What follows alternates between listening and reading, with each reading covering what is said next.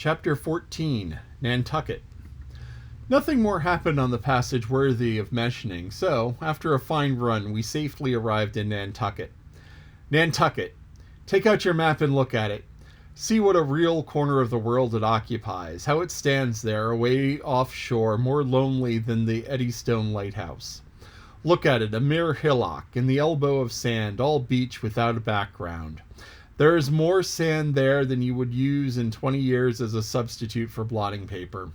Some gamesome whites tell you that they have to plant weeds there. They don't grow naturally. That they import Canada thistles, that they have to send beyond the seas for a spile to stop a leak in an oil cask. That pieces of wood in Nantucket are carried about like bits of true cross in Rome.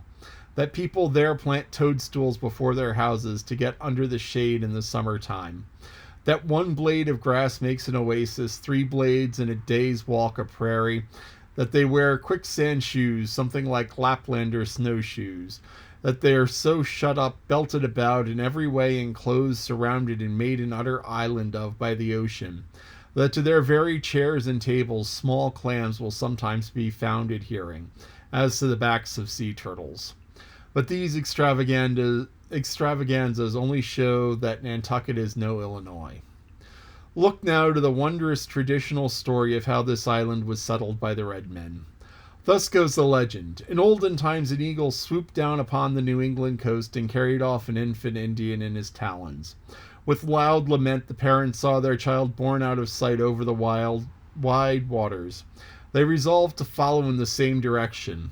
Setting out in their canoes after a perilous passage, they discovered the island, and there they found an empty ivory casket, the poor little Indian skeleton.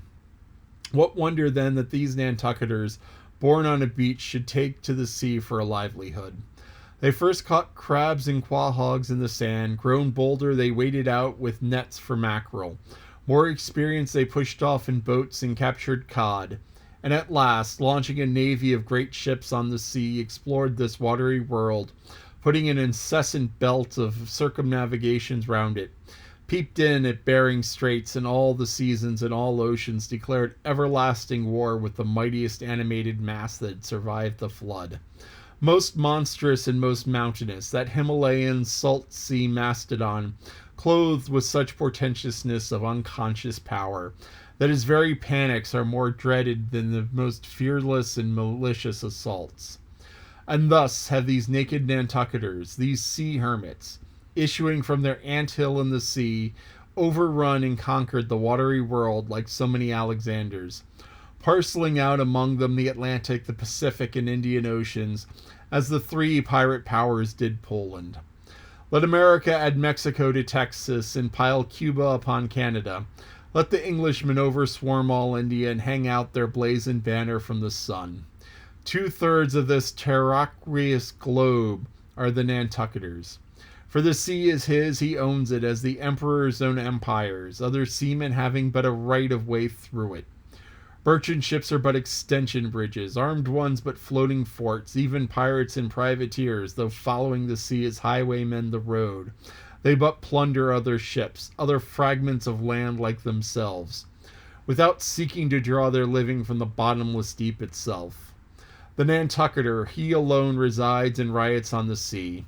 He alone, in Bible language, goes down it in ships, to and fro plowing it as his own special plantation. There is his home. There lies his business, which a Noah's flood would not interrupt, though it overwhelmed all the millions in China. He lives on the sea as prairie cocks in the prairie. He hides among the waves. He climbs them as chamois hunters climb the Alps.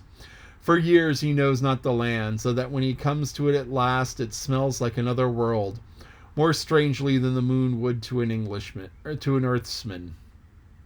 With the landless gull that at sunset folds her wing and is rocked to sleep between billows, so at nightfall the Nantucketer, out of sight of land, furls his sails and lays him to his rest, while under his very pillow rush herds of walruses and whales. This is the end of chapter 14. So, Nantucket's a little island out in the Atlantic, and it's relatively bare. As I said, you have to import weeds. You have to plant weeds so that they would grow. So weeds grow pretty much wherever they want to grow, and you just like try and get rid of them, but you can't because they just grow so well in so many varied environments. So Nantucket is being described here as this pile of sand, and it says if you pass 3 blades of grass in a day, you're in a prairie. So prairie is like this endless sea of grass, but Nantucket, if you see 3 blades in a day, that's a prairie. So it shows you that there is very little plant life on Nantucket, and it explains as the Nantucketers go to the sea, and they eat quahogs, which are clams and crabs and the various fishes.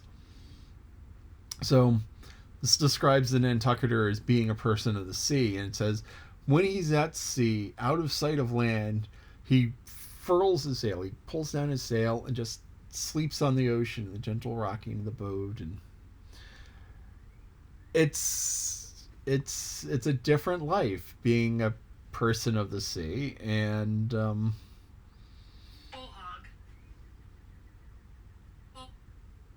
Quahog.